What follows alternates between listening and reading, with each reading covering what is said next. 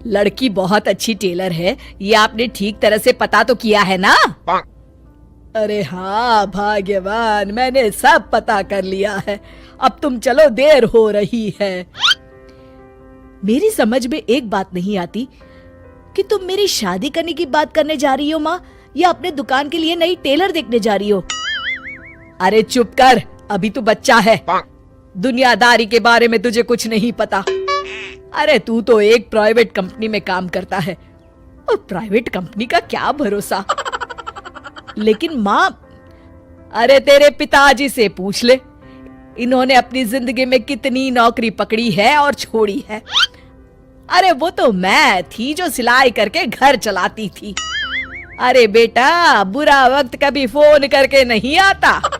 Taylor बहू लाऊंगी तो मेरे साथ दुकान में सिलाई करेगी, समझा? चल अब। दोपहर होने तक तीनों लड़की वालों के घर पहुंच जाते हैं।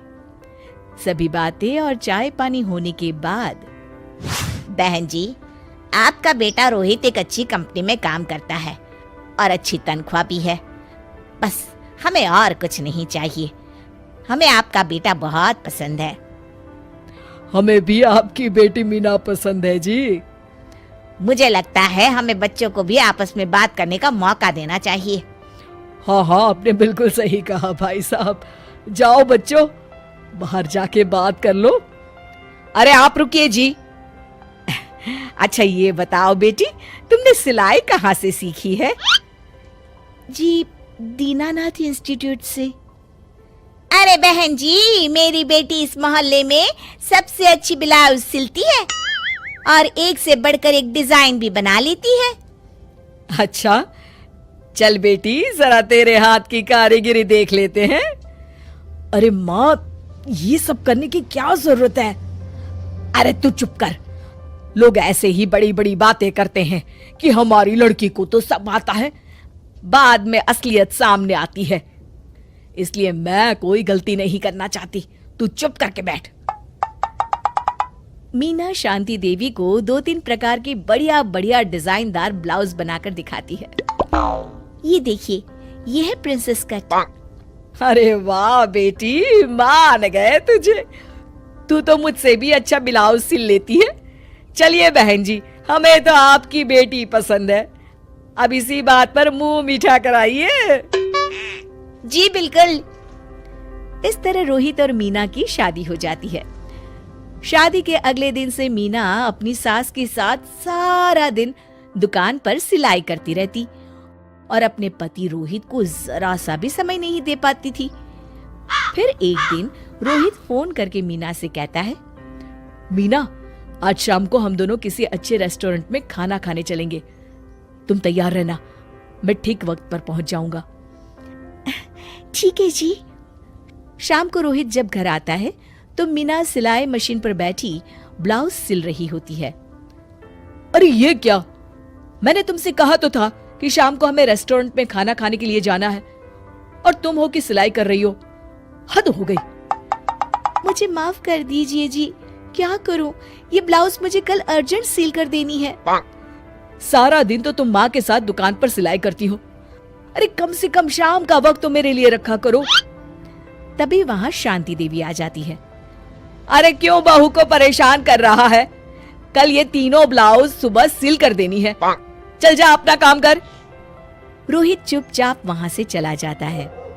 इस तरह अपनी सास के डर के मारे मीना चाहकर भी अपने पति के लिए वक्त नहीं बिता पाती थी। फिर एक दिन रोहित दोपहर को ऑफिस से घर आता है।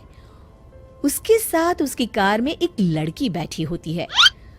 दोनों एक दूसरे से मुस्कुराकर बातें कर रहे होते हैं। माँ, जरा टेबल पर रखी मेरी फाइल तो देना, मैं भूल गया था। ये कौन लड़की है तेरे साथ?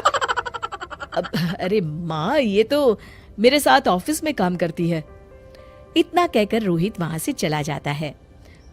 उसी शाम, अरे क्या हुआ भाग्यवान, तुम्हारा चेहरा क्यों उतरा हुआ है?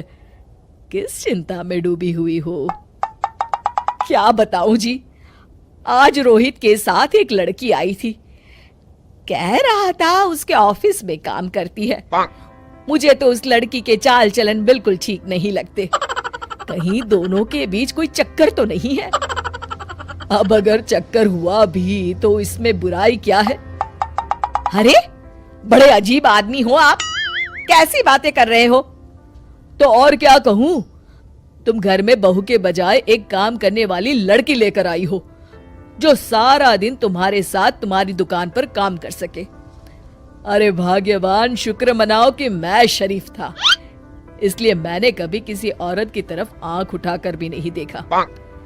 पर अब हर कोई तो मेरे जैसा नहीं हो सकता ना। इतना कहकर गिरधारी वहां से चले जाते हैं। शांति देवी समझ जाती है कि गिरधारी क्या कहना चाहते हैं। उसे अपनी गलती का एहसास हो जाता है और वो सोचती है जितनी जल्दी हो सकेगी वो अपनी गलती सुधार लेगी। और इसीलिए 2 दिन के बाद, रोहित बेटा, मैं चाहती हूँ कि कुछ दिनों के लिए तू अपनी ऑफिस से छुट्टी ले ले। क्यों, क्या हुआ माँ? अरे कुछ नहीं बेटा, मैंने तेरे और बहू के लिए शिमला की 2 टिकट बुक की है। मैं चाहती हूँ कि तुम दोनों कुछ दिनों के लिए बाहर घुमाओ। क्यों बहू, ठीक है ना? सासू माँ की बात सुनकर मीना का चेहरा भी खिल उठता है। वो शर्मा कर कहती है, जी माँ जी, जैसा आप ठीक समझे। और इस तरह शांति देवी पूरी तरह से बदल जाती है। शिक्षा, बहू को बहू नहीं बल्कि बेटी समझना चाहिए और ना कि काम करने वाली नौकरानी।